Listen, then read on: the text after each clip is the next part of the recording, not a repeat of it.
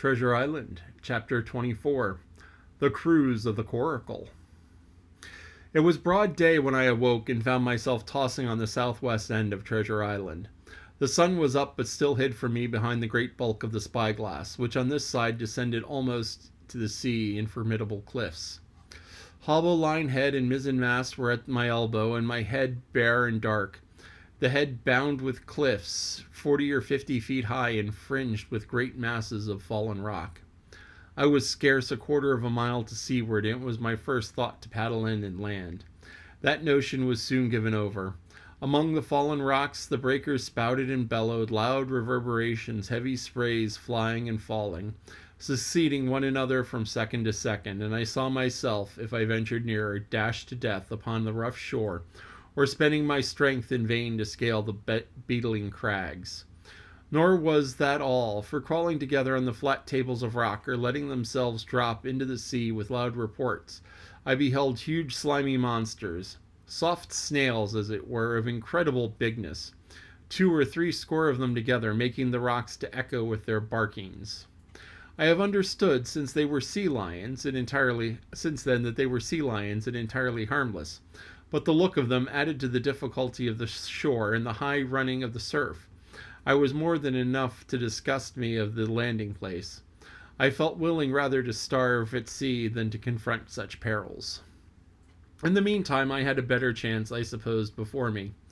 North of Haulbowline Head, the land runs a long way, leaving at low tide a long stretch of yellow sand.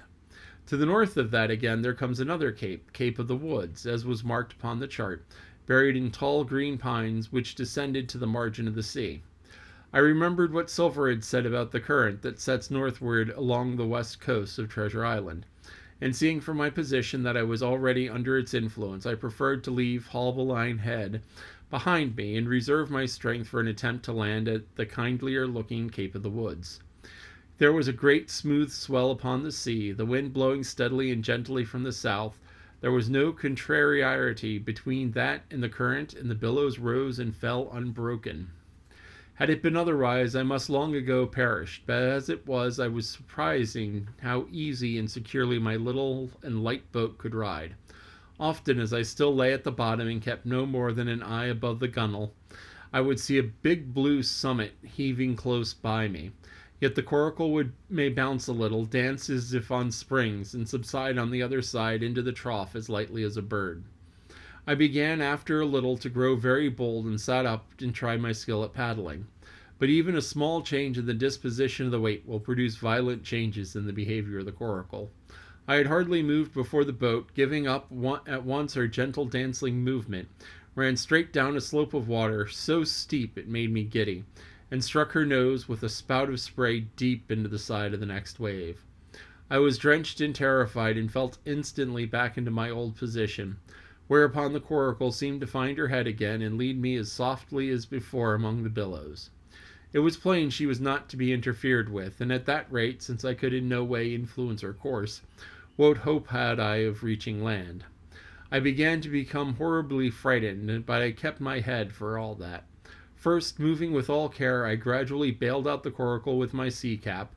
Then, getting my eye once more above the gunwale, I set myself to study how she managed to slip so quietly through the rollers. I found each wave, instead of a big, smooth, glossy mountain it looks from shore, or a vessel's deck, was, for the world, like any range of hills on dry land, full of peaks and smooth places and valleys. The coracle, left to herself, turning from side to side, threaded, so to speak, her way through these lower parts, and avoided the steep slopes and higher toppling tumults of the wave. Well now, I thought to myself, it is plain I must lie where I am and not disturb its balance, but it is plain that I can put paddle over the side, and from time to time in smooth places give her a shove or two toward land. No sooner thought upon than done. There I lay on my elbows in the most trying attitude, and every now and then gave a weak stroke or two to turn her head towards shore. It was a very tiring and slow work, yet I did visibly gain ground as we drew near the Cape of the Woods. Though I saw I must infallibly miss that point, I still had to make some 100 yards of easting. I was, indeed, close in. I could see the cool green treetops swaying together in the breeze, and I felt sure I could make the next promontory without fail. It was high time, for now I began to be tortured with thirst. The glow of the sun from above, its thousandfold reflection upon the waves, sea water that fell and dried upon me, caking my very lips with salt, combined to make my throat burn and my brain ache. The sight of the trees so near hand almost made me sick with longing, but the current had soon carried me past that point, and as the next reach of the sea opened out, I began a sight that changed the nature of my thoughts. Right in front of me, not half a mile away, I beheld the Hispaniola under sail. I made sure, of course, that I should be taken, but I was distressed for want of water that I scarce knew whether to be glad or sorry at the thought. And long before I had come to a conclusion, surprise had taken entire possession of my mind, and I could do nothing but stare and wonder. The Hispaniola was under her mainsail and two jibs, and the beautiful white canvas shone in the sun like snow or silver. When I first sighted her, all her sails were drawing. She was lying a course about northwest, and I presumed the men on board were going round the island on their way back to the anchorage. Presently, she began to fetch more and more to the westward, so that I thought they had sighted me and were going about in a chase. At last, however, she fell right into the wind's eye, was taken dead aback, and stood there a while helpless, with her sails shivering. Clumsy fellows, said I, they must still be drunk as owls, and I thought how Captain Smollett would have set them skipping. Meanwhile, the schooner gradually fell off and filled again upon her another tack, sailed swiftly for a minute or so, and brought up once more dead in the wind's eye. Again and again this was repeated, to and fro, up and down, north, south, east, and west. The Hispaniola sailed by swoops and dashes, and at each repetition ended as she begun, with idly flapping canvas. It became plain to me that nobody was steering, and if so, where were the men? Either they were dead drunk or had deserted her. I thought, and perhaps if I could get on board I might return the vessel to her captain. The current was bearing the Coracle and schooner southward at an equal rate. For the latter's sailing, it was so wild and intermittent that she hung each time so long in irons that she certainly gained nothing, if she did not even lose. If I only dared to sit up and paddle, I made sure that I could overhaul her. The scheme had an air of adventure that inspired me, and I thought that the water breaker beside the fore companion doubled my growling courage. I got up and was welcomed almost instantly by another cloud of spray, but this time stuck to my purpose and set myself, with all my strength and caution, to paddle after the unsteered Hispaniola. Once I shipped in a sea so heavy that I had to stop and bail, with my heart fluttering like a bird. But gradually I got into the way of the thing and guided my coracle along the waves, with only now and then a blow upon her bows and a dash of foam in my face. I was now gaining rapidly on the schooner. I could see the brass glisten on the tiller and as it banged about, and still no soul appeared on her decks. If I could not choose but to suppose she was deserted. If not, the men were lying drunk below, where I might batten them down perhaps, and do what I chose with the ship. For some time she had been doing the worst thing possible for me, standing still. She headed nearly due south, yawing, of course, all the time. Each time she fell off, her sails partly filled, and each of these brought in a moment right to the wind again. I have said this was the worst thing possible for me, for helpless as she looked in this situation, with canvas cracking like a cannon and the blocks trundling and banging on the deck, she still continued to run away from me, not only with the speed of the current, but with the whole amount of leeway, which was naturally great.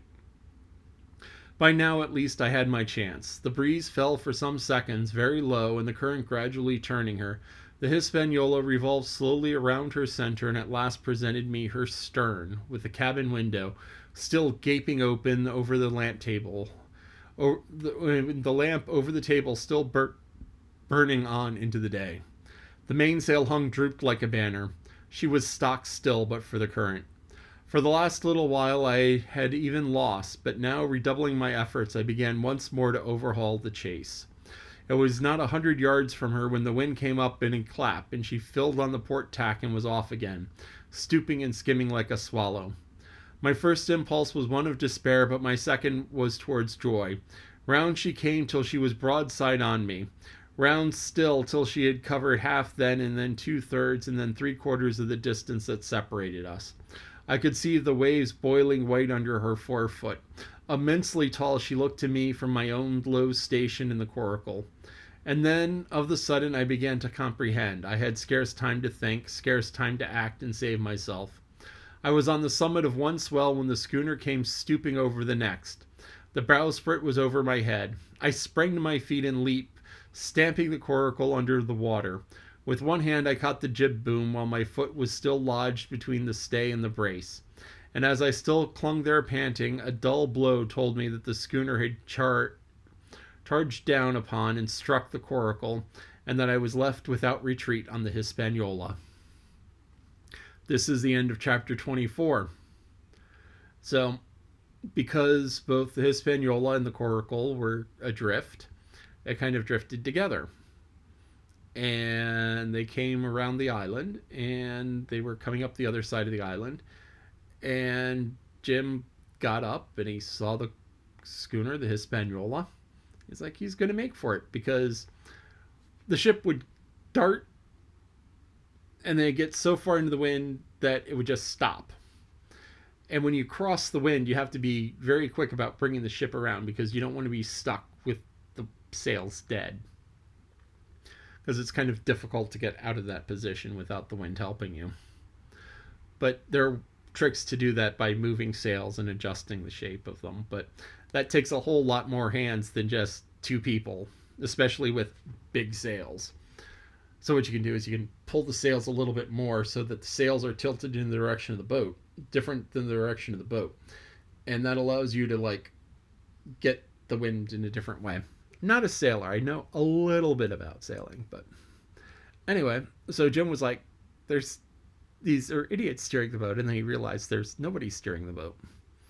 So he was going up to the front of the ship. He's standing on his little boat, and he jumped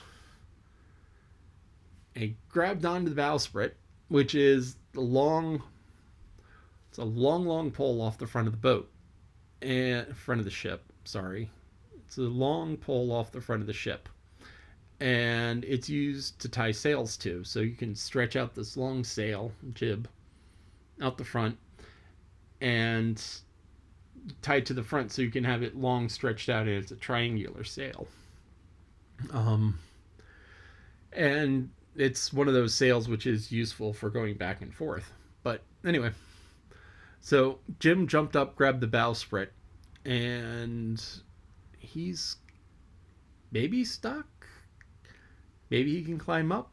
If he can't climb up, well, the coracle's sinking, so he's kind of in a spot. But he's really in a spot. And will he make it?